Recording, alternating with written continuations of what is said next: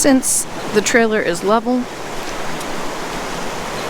we're digging out a little bit so that the foot will go into the level space.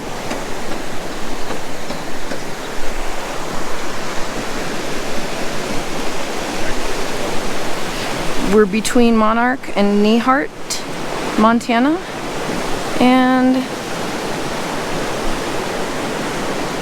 this is a dispersed camping site that we heard of from Dan at the Inconvenience Store, which we're going to link to Tom's channel.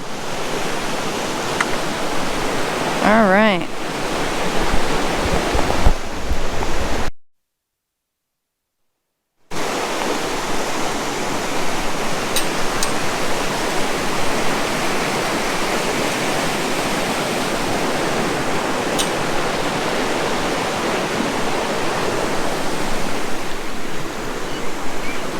Looking pretty good.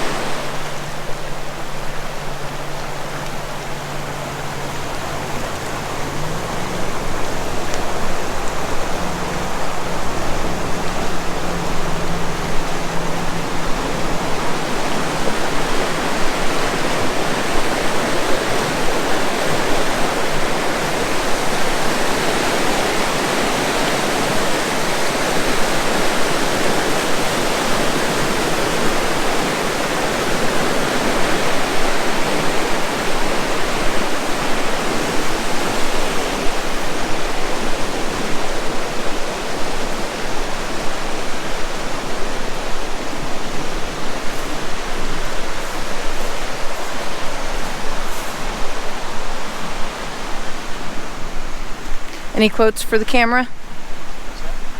Anything to say?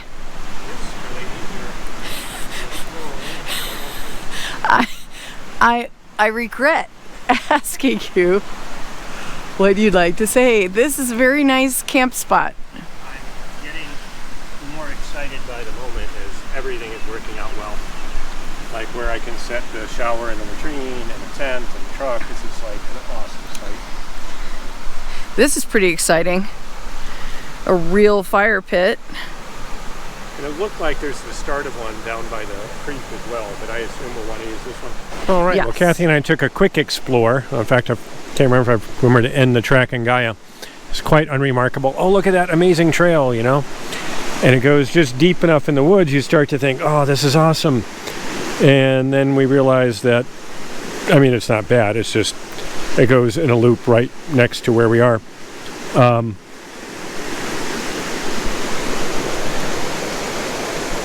So yeah, it was kind of an unremarkable trail. It just loops around, and right up there are the other dispersed camping sites at this location. This is an awesome location. I'm marking it in Gaia GPS.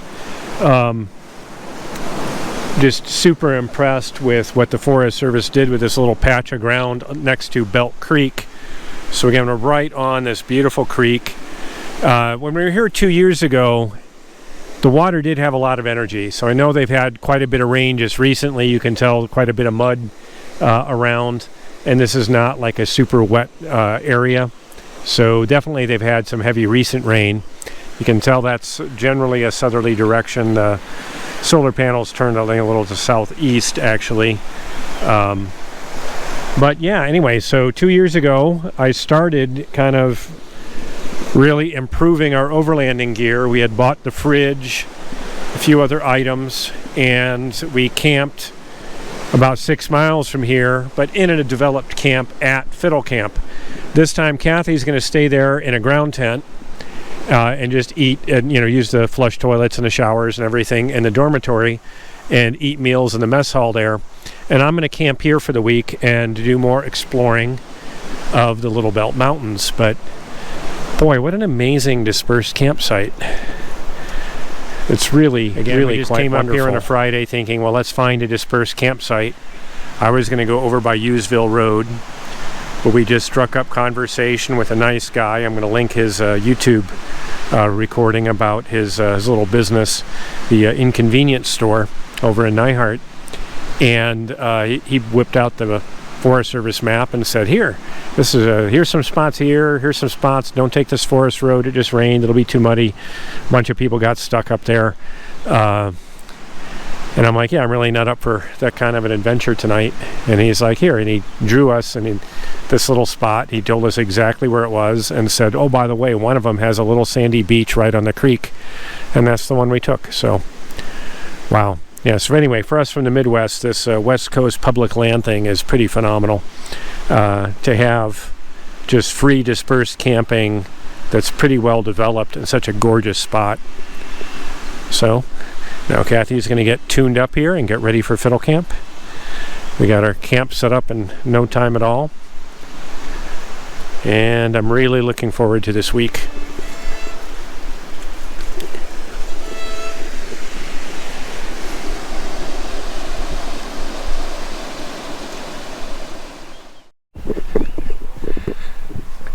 Okay, Kathy's got her tent all set up, all moved into fiddle camp. I noticed a guy from 2 years ago, terrible with names, but he has this amazing custom built boat trailer. Let's see if I can get that on the camera. Go check in with Kathy and see about making it to church tonight. We'll see how it goes. Missed last year, but here we are 2 years later, back at Montana Fiddle Camp. And little by little, camp takes shape as people arrive.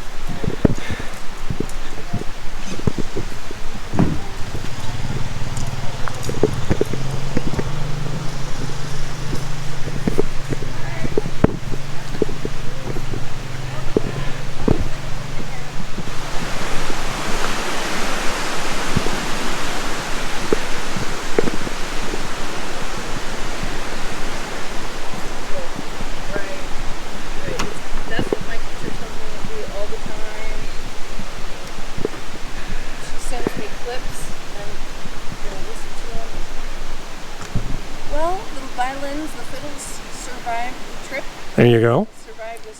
I thought, well, I'm camped next to a stream, and I have run down one of the jerry cans.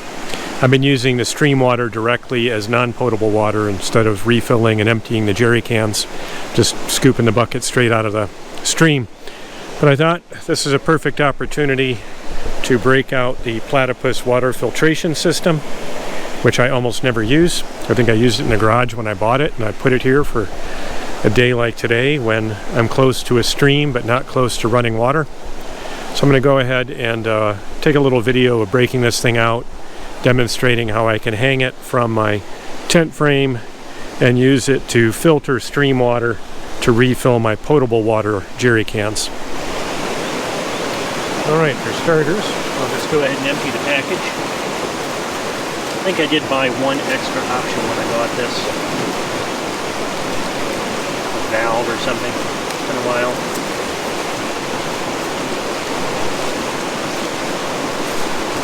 Alright. See there, that's the main filter. I think what I bought extra was the carbon element, just to remove any taste impurities. I think it comes standard, comes with the main Gravity Works filter.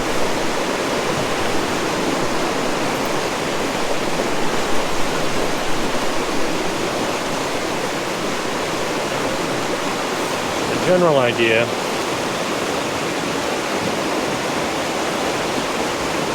is to fill the dirty water bag, allow it to gravity drain to the filters here. Okay, and then you can either drain into the clean water bag, or in my case, I'll take this hose out basically from here, and I'll take it straight to the jerry can.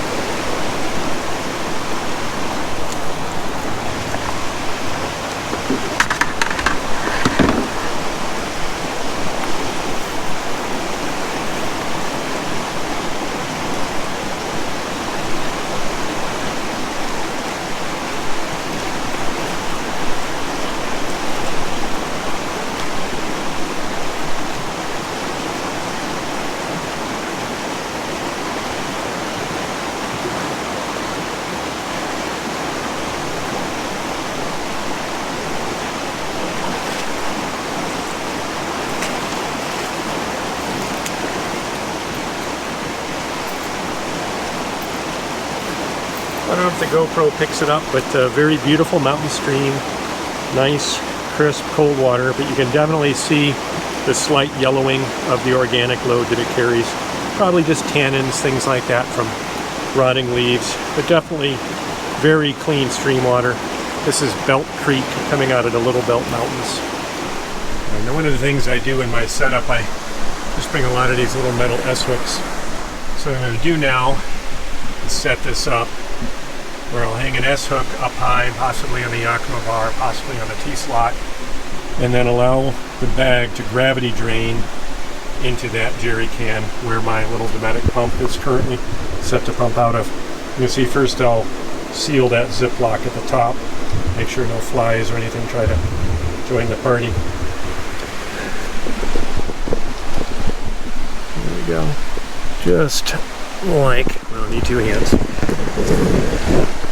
A little awkward there. And there we go, just like so. Alright, now I'll go hook up the filter at the bottom. Okay, step one is to connect that into the little push button valve without spilling water all over.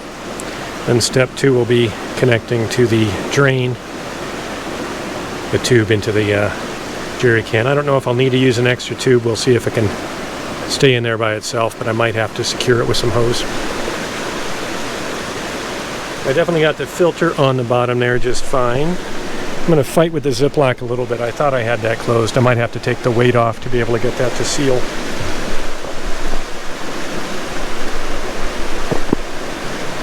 That little valve popped in with no problem at all. I guess I should read the instructions on the bag better. It says zip to secure, invert to test. So. And one funny thing about overlanding is over time you collect extras of just about everything. So I keep a lot of extra hose for the Dometic pump. So rather than mess with the hose that came with the platypus, I'll just use one of the bits of extra hose I bought when I bought the Dometic pumps to make that short little stick that'll go from the bottom of the platypus filtration into the jerry can. Alright, took a little doing to get that hose onto the end of the filter just because it's kind of stiff. But there you go. So gravity drain, hose directly into the jerry can. And obviously toward the end of the bag, I'll have to lift it a little higher to get that last bit to drain. Not going to be a concern. Plenty of, can either do it by hand or hang it from any of 30 other appurtenances that sprout from my trailer. But there you go. That's, I can't remember the, yeah, there you go. Capacity is 6 liters. So that's a 20-liter jerry can, obviously. So I have to fill the bag multiple times to reclaim a full jerry. A brief moment of inspiration. Realized if I don't want to scrunch the Ziploc, I can just hook it through one of the 2 holes onto the Yakima bar and let the strap go limp. I can leave this strap there just as a backup, but that way I can hook it up higher. It's still got a little bit of a loop there that I'll deal with at the end, but yeah, that moved it up several inches and stopped scrunching that strap. So 6 liters, I'll refill it probably at least once more before I'm done. One other small bit of obviousness is I moved the hook to the other corner so that the opposite corner would have the valve to get the last little bit of water out. So I guess add 5 minutes to the 35. If I hung it this way, eventually I'll get that last bit of water out. But like I say, easily 35 minutes and this thing will empty 6 liters.